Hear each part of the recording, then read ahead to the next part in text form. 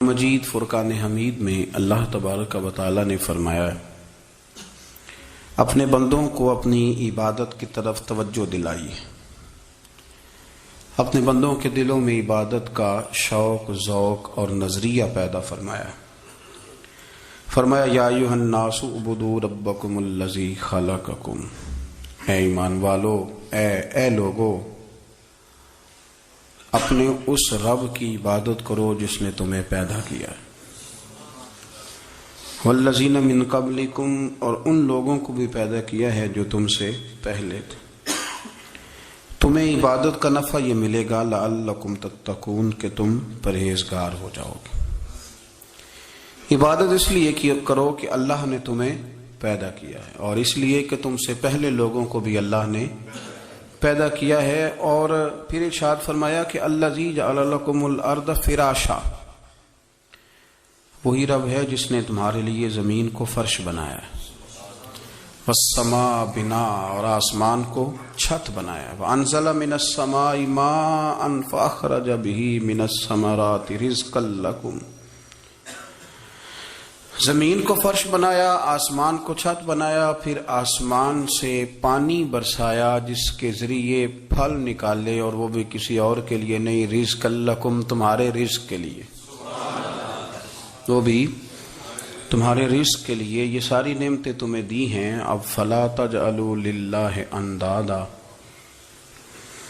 اب تم اللہ کے ساتھ کسی کو شریک نہ بناؤ، وانتم تعلمون، اور تم جانتے بھی ہو، تمہیں خبر بھی، تمہیں پتہ ہے کہ عبادت اللہ کی کرنی چاہیے، تمہیں پتہ ہے کہ نماز پڑھنی چاہیے، تم جانتے ہو کہ نوافل ادا کرنے چاہیے، تمہیں پتہ ہے کہ سجدے، آنکھیں بند کر کے جھوٹ کی زندگی جی کے، اپنے ساتھ بددیانتی کر کے، دھوکہ دے کے، اپنے آپ کو دائیں بائیں، اپنے آپ کو کہیں مصروف رکھ کے کچھ وقت ضائع تو کر لیتے ہو، پر تمہیں پتہ تو ہے نا کہ عبادت اللہ کی کرنی، تمہیں اس کی خبر ہے۔ فرمایا اس رب کی، دیکھیں نا، انسان پر اگر کوئی شخص نیکی کر دیتا ہے، احسان کر دیتا ہے، تو انسان اس کے سامنے پھر گردن نہیں اٹھا سکتا، یار یہ میرے مشکل وقت کا دوست ہے، اس نے میرے ساتھ نیکی کی ہے، کبھی بھی گردن نہیں اٹھائے گا، جھکا کے رکھے گا۔ تو اگر عام کوئی نیکی کر دے تو اس کے سامنے انسان کبھی گردن نہیں اٹھاتا، تو جو رب ساری نعمتیں عطا فرمائے، جو کہے کہ تیری تخلیق میں نے کی، تجھ سے پہلوں کو بھی پیدا میں نے کیا، تیرے لیے زمین کا بچھونا بھی میں نے بچھایا، آسمان کی چھت بھی میں نے لگائی، تیرے لیے زمین سے ساری اناج کو، پھل کو، کھیتیوں کو نکالا بھی تیرے لیے، اب تو اس طرح کر کہ تو میری عبادت کر، تو میری بارگاہ میں جھک جا۔ بہت سارے نشے لوگوں کو لگے ہوئے ہوتے ہیں، ہر آدمی کوئی نہ کوئی نشہ کرتا ہے، کوئی دولت کا کرتا ہے، کوئی شہرت کا کرتا ہے، کوئی اپنی تعریف کا نشہ کرتا ہے، دو چار لوگوں سے تعریف سن کے مطمئن ہو جاتا ہے۔ ناراض تو نہیں ہو گیا اس جملے سے آپ؟ کرتے ہیں لوگ دولت کا نشہ بھی، یہ جب نقصان ہوتا ہے تو بندے بیمار نہیں ہو جاتے، پیسے ڈوب جاتے ہیں تو لوگ بیمار نہیں ہو جاتے، تو اس کا مطلب یہ ہوتا ہے کہ نشہ ٹوٹ گیا ہے۔ اب بہک ہوئے ہیں نا تھوڑے سے تو کانپتے ہیں، تڑپتے ہیں، پریشان، نشہ ہی اسی طرح ہی کرتا ہے نا، نہیں ملتا تو پریشان ہوتا ہے۔ یہ سارے نشے ہیں، مختلف قسم کا نشہ۔ ہم مانتے نہیں اس بات کو، تسلیم نہیں کرتے، کیونکہ تسلیم کرنا بڑا مشکل کام ہے، اس کے لیے تو بڑی ساری چیزیں جو ہے وہ دبوچ کے اور بڑی سارے رستے پھلانگ کے آنا پڑتا ہے، تو بڑا مشکل ہے ماننا، ورنہ کرتے ہیں ہم، ہمارا مزاج ہے۔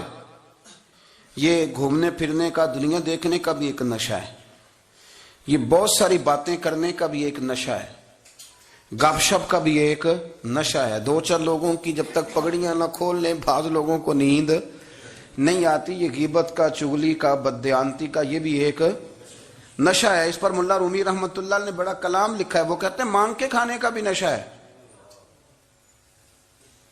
مانگ کے کھانے کا بھی نشہ ہے۔ وہ کہتے ہیں کہ ایک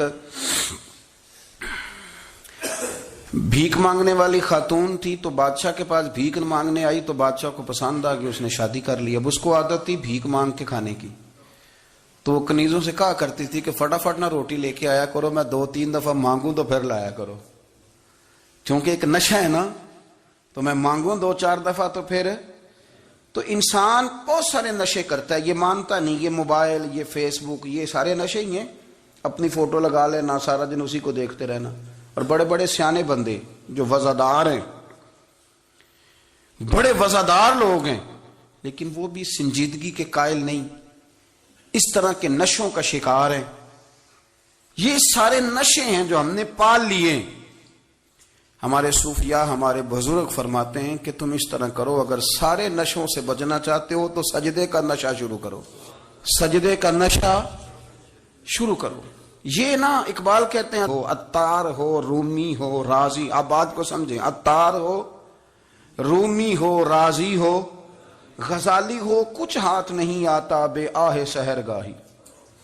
کہتے ہیں بہت بڑا صوفی ہو جیسے فرید الدین عطار تھے، بہت بڑا تصوف کا امام ہو جیسے امام غزالی تھے، بہت بڑا تفسیر کا استاد ہو جیسے امام رازی ہو، عطار ہو، رومی ہو، رازی ہو، غزالی ہو، پر کچھ ہاتھ نہیں آتا بے آہ سحرگاہی۔ اگر سویرے اٹھ کے روتا نہیں نا اللہ کی بارگاہ میں، اگر تہجد نہیں نہ پڑھتا تو کچھ ہاتھ نہیں آتا بے آہ سحرگاہی، پھر اس کو کوئی چیز نصیب۔ میری بات کی سمجھ آ رہی ہے آپ حضرات؟ جب تک آپ سویرے نہیں اٹھتے، آپ اللہ اللہ نہیں کرتے، آپ کو نوافل کا چسکا نہیں، عبادت کا مزہ نہیں، فرمایا میری عبادت کرو، یہ شوق پیدا کرو، میں نے تمہیں پیدا کیا ہے۔ ہم لوگوں کے نشے، مختلف نشے، بڑا عجیب رنگ ہے۔ محفل کی صدارت کرنے والے بڑے پیر صاحب، بڑے القابات، اوہو، بیچ میں سے بندہ تلاش کرنے سے بھی نہیں مل رہا، اتنے بڑے لقب ہیں اس کے، لیکن وہ ساج سنور کے 2.5 گھنٹے بیٹھا رہا محفل میں، اور نماز کا وقت آیا تو اس نے مختصر سی پڑھی، وہ نکل گیا، وہ ہلکے سے سجدے کیے۔ او اتنا بڑا عشق رسول، نعت کا، او ہو کیا بات ہے، اور عشق رسول کا بہت بڑا پیغامبر، بہت بڑا مبلغ، اور بیچارہ سمجھ ہی نہیں سکا کہ اللہ کے رسول نے فرمایا تو نماز پڑھ میری آنکھیں ٹھنڈی ہو جائیں گی۔ تو یہ نشے کے عادی تو ہیں پر حقیقت کے قائل نہیں ہیں۔ یہ بس ٹھیک ہے، خوابوں کی دنیا میں لوگ زندہ ہیں، پر جن کو یہ جو نشہ تھا نا عبادت کا، یہ میرے رسول پاک کی چاہت ہے، یہ میرے نبی کریم علیہ السلام کی۔ آپ دیکھیں نا حضور مہینوں جا کے غار حرا میں بیٹھتے، کیا وہاں تبلیغ کرتے تھے؟ کوئی کتاب لکھتے تھے؟ رسول کریم علیہ السلام مہینہ رہتے غار حرا میں، کوئی نہ مجھے دیکھے، کوئی نہ مجھے ملے، حضور یہاں کیا ہے؟ فرمایا میں اپنے رب کی عبادت کروں گا۔ نبی کریم علیہ السلام نے سجدوں کے ساتھ پتھروں اور پہاڑوں کو آباد کر دیا، سجدوں کے ساتھ۔ آپ کا سجدہ آپ کو بہت ساری چیزوں سے چھڑا لیتا ہے، یہ بہت ساری جگہوں سے جھکنے سے بچا لیتا ہے۔ صوفیاء، اولیاء یہ کیا کرتے تھے؟ یہ سجدے کا ذوق ہی تو پیدا کرتے تھے، سجدے کا ذوق۔ شاہ عبد العزیز دباغ رحمۃ اللہ تعالی علیہ اپنے مریدوں سے فرمایا کرتے تھے کہ اگر تم پکے نمازی بن جاؤ نا، تہجد گزار ہو جاؤ، تو میرے پاس آنا جانا چھوڑ دینا۔ عرض کی حضور کیوں؟ فرمایا میں تمہارے اور رب رسول کے راستے میں رکاوٹ نہیں بننا چاہتا، اور میرا مقصود ہے تمہیں وہاں تک پہنچانا، جب پہنچ گئے تو پھر میری ضرورت ختم ہو گئی۔ ہاں کبھی وسوس آئے، شک پیدا ہو، تکلیف ہو تو آنا، ورنہ میں نہیں چاہتا کہ میں رکاوٹ بنا رہوں۔ تم اللہ اللہ کرو، اس مالک کو راضی کرو۔ میرے رسول پاک علیہ وسلم نے فرمایا بندہ اللہ کے سب سے قریب اس وقت ہوتا ہے جب وہ سجدے کی حالت میں ہوتا ہے۔ کس کے قریب ہوتا ہے؟ اللہ کے سب سے قریب ہوتا ہے، وہ بڑا نیڑے ہے رب کے، بڑا قریب ہے، اس لیے کہ وہ حالت سجدہ میں، وہ جب سجدے کرتا ہے نا اس کی بارگاہ میں جب جھک جاتا ہے۔ آپ ذرا سجدے کی کیفیت دیکھیں نا، زبان بھی یہاں ہے، آنکھ بھی یہاں ہے، کان بھی، عقل بھی ساری، اس نے سارا کچھ رکھ دیا سجدے میں۔ آپ وہ کبھی پیچھے جائیں تو دیہاتوں میں کہا جاتا تھا ناک سے نکیریں نکالو، بہت بڑی سزا ہوتی تھی نا، ناک سے نکیریں نکالو، بڑی سزا ہوتی تھی۔ تو اس نے کہا مالک مجھے کسی نے کہا نہیں، پر دیکھنا میں نے رکھ دی ساری عقل سجدے میں، اور رکھ کے کہا کیا؟ سبحان ربی یا اللہ، اللہ میں پست ہوں تو اعلیٰ ہے، اللہ تو میرا رب ہے اور تو سب سے اعلیٰ اتنا. اور فرمایا جب یہ اس کیفیت میں ہوتا ہے تو پھر یہ اپنے رب کے قریب ہوتا ہے. کثرت عبادت، نوافل. ہمارے ہاں عمرے کی قرآن اندازی محفلوں پہ ہونے لگ گئی ہے، حالانکہ حدیث سے ثابت نہیں. میں دوستوں سے کہتا ہوں جائز ہے، کرنی چاہیے، عمرے کی قرآن اندازی جائز ہے، پر کسی حدیث میں نہیں آئی کہ قرآن اندازی کرو عمرہ کرو. حدیث میں قرآن اندازی یہ آئی ہے کہ نبی پاک علیہ السلام نے فرمایا تمہیں پتہ چل جائے نا پہلی صف کا ثواب کتنا ہے، تم قرآن اندازی کرو. عمرے کی قرآن اندازی کا تو پوسٹر چھپتا ہے، تو یہ والی قرآن اندازی کب ہونی ہے؟ ہونی چاہیے کہ نہیں؟ حضور نے فرمایا تمہیں پتہ چلے کہ اس کا ثواب کتنا تو تم قرآن اندازی کرو، تم قرآن ڈالو. جب آپ نماز پڑھ رہے ہوتے ہیں، جب آپ کا مصلی آباد ہوتا ہے، صلاح الدین ایوبی ایک بزرگ سے ملاقات ہو گئی، بیت المقدس پر قبضہ تھا عیسائیوں کا. تو صلاح الدین بڑے پریشان تھے. بابا جی کہنے لگے پتر کیا ہوا؟ کہنے لگے حضور پتہ چلا ہے دشمن کے 2 بحری بیڑے اسلحہ لے کے آ رہے ہیں.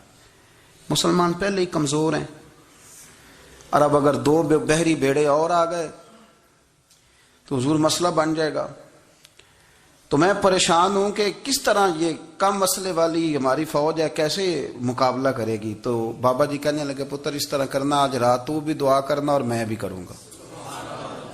تو بھی دعا کرنا، آپ ناراض نہ ہونا، ہم تو پیروں والے ہیں، ہم تو پیروں کے نوکر غلام ہیں، ہمارا تو گزارا ہی نہیں، ہمیں تو ملتا ہے سارا کچھ وہاں سے. پر میرا سوال یہ ہے کہ تعویذ لینے جاتے ہو نفل کیوں نہیں پڑھتے؟ رات اللہ اللہ کیوں نہیں کرتے؟ یہ بھی تو ہمارے بزرگوں کا ہی طریقہ ہے، انہوں نے تو ہمیں سکھایا ہے. صلاح الدین ایوبی سے بزرگوں نے کہا کہ رات آج نا اللہ اللہ کرنا، تو میں تیرے لیے دعا کروں گا، تو بھی دعا کرنا. تو بندہ جب دکھی ہوتا ہے تو سجدہ کرتا ہے، تو پھر ہی تو مصلی بھیگ جاتا ہے، پھر ہی تو مزہ آتا ہے. سکھی بندہ تو کعبے جا کے نہیں روتا. دکھی تھے، تکلیف تھی، تو سر رکھا سجدے میں تو تڑپ گئے. اور وہ بابا جی کہتے ہیں میں مسجد آیا تو صلاح الدین چیخے مار کے رو رہا تھا اور کہہ رہا تھا مالک میں کوئی اپنی شان کے لیے تو نہیں نہ لڑ رہا، اللہ کو میں کوئی قبضوں کے لیے تو نہیں لڑ رہا، مالک تیرے لیے لڑ رہا ہوں، مجھے بے آبرو نہ کرنا، میری مدد فرمانا. کہتے ہیں میں آیا تھا کہ مسجد میں دعا کروں گا، پر صلاح الدین ایوبی کو روتے دیکھا تو میں لوٹ گیا. تو سویرے صلاح الدین ملے تو بڑے خوش تھے. میں نے کہا پتر کیا ہوا؟ کہنے لگے حضور وہ بحری بیڑے 2 آ رہے تھے نا اسلحہ لے کے، دونوں ڈوب گئے پانی میں ڈوب گئے. تو بابا جی کہنے لگے صلاح الدین وہ پانی میں نہیں ڈوبے، وہ تیرے آنسوؤں میں ڈوب گئے، وہ غرق ہو گئے. وہ جو تو نے مصلی بات کیا تو وہ تیرے آنسوؤں میں ڈوب گئے، وہ غرق ہو گئے، وہ تباہ اتنے قیمتی تھے تیرے آنسو کے بہا لے گئے دشمن کے بحری بیڑوں کو.